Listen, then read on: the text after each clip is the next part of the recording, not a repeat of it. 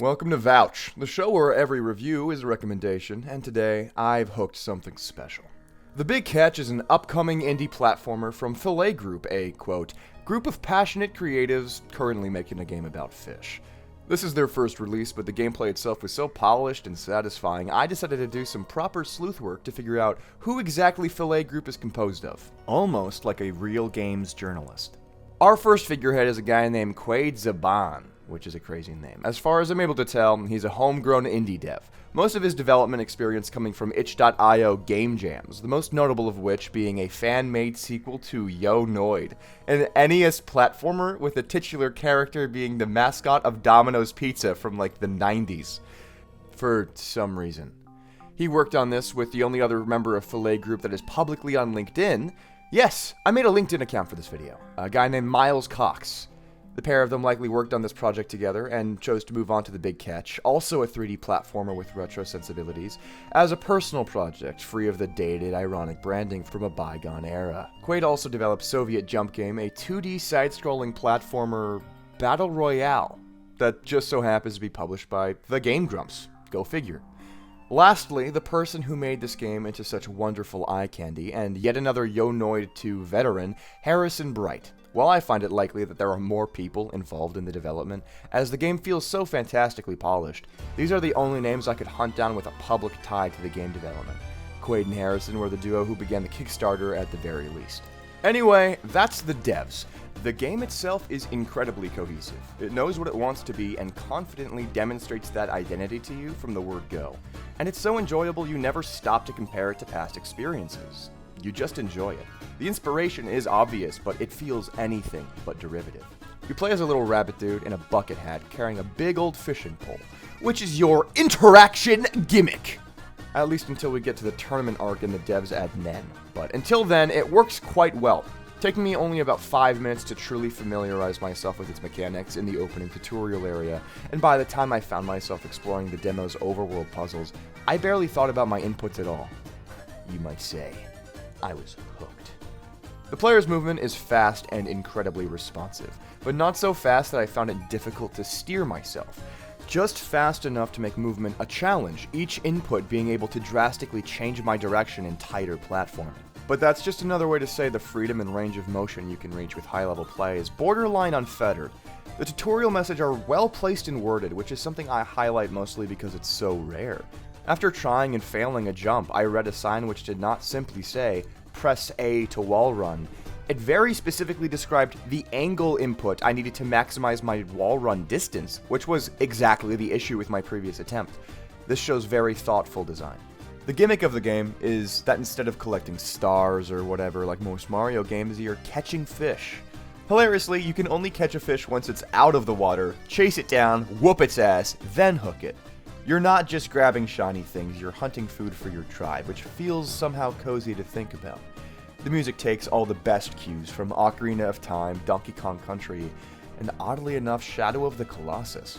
The world is cartoony, geometric, and expressive, like most Nintendo heavy hitters, but it's also still, liminal in a way. There's a loneliness not often found in these retro titles. It calls to mind Psychonauts, Journey, and again, Shadow of the Colossus. It's not a collectathon like a Hat in Time, which is incredibly welcome. I get grocery list fatigue from those games and barely ever find myself finishing them. I was talking to my friend Frog about this, and I'm just gonna steal his line. It seems to me that at one point in time, all of the 3D platformer collectathons were relegated to ancient consoles which nobody reasonably possessed. This left modern audiences lacking in ability to satiate their nostalgia. Unfortunately, it seems many developers had that thought at the same time, and now we find ourselves in a surplus where no one man could be expected to complete them all. Verily I say unto thee, there is enough, no more. That's what he said, I guess, paraphrasing. Also, it's just a small part, but I think it's really cute that you can change the graphical settings. If you're one of those people that hates, the forced retro angle, pixelization, even when we have the capacity to make modern graphics, you can just set it to be perfectly crystal clear. I like the aesthetics of it being a little pixelated, so that's how I play. What it really all comes down to is the movement. It feels amazing. I understand so immediately upon seeing a platforming puzzle what has to be done, but I struggle to pull it off perfectly. It always feels just a hair's breadth away though, and I'm compelled to try again and again. Oh, that's like a no-go up type zone, but is there something up there? I think there is. There's a something up there, but I can't get it, which means powers beyond my comprehension are oh wait, no, I totally can! Once past the training area, you have to surf across a desert with the help of some kind of little critter, navigating to distant rocky spires, massive bridges, grand castles, avoiding some fuckers dropping mortar shells on my head, timing my speed boost to avoid getting wrecked. Every part of the connective tissue feels superb. I like going to my destination. I like navigating my destination. I love hooking the fish. I love climbing to the top just to see what's there. I'm going to buy this game on release because I haven't felt this challenged yet compelled by a platformer since I played Super Mario Galaxy 2 on the Wii when I was a kid. Trying odd jumps for shortcuts, timing my movement, spins, long jumps to make it through the levels faster. It's a good feeling. The big catch feels even better, and without needing nostalgia to carry some of that weight. It's also worth noting that this demo is no slouch.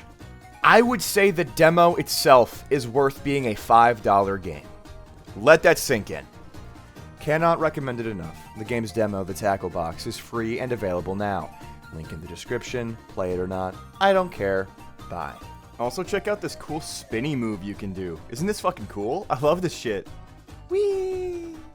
Let me know if you saw the picture of Son Goku that I put in this video somewhere for fun. And thanks to my patrons for giving me $5. I love $5. Sorry for not uploading as much. I'm tired, and I make videos for other people for money, and that takes a lot more time than mine, unfortunately. Also, I'm uploading my playthrough of the demo to my second channel, which just got demonetized because YouTube is evil and really, really stupid. Demonetized for advertising my own content, because I guess the idea of a second channel is now a crime and they didn't tell anybody.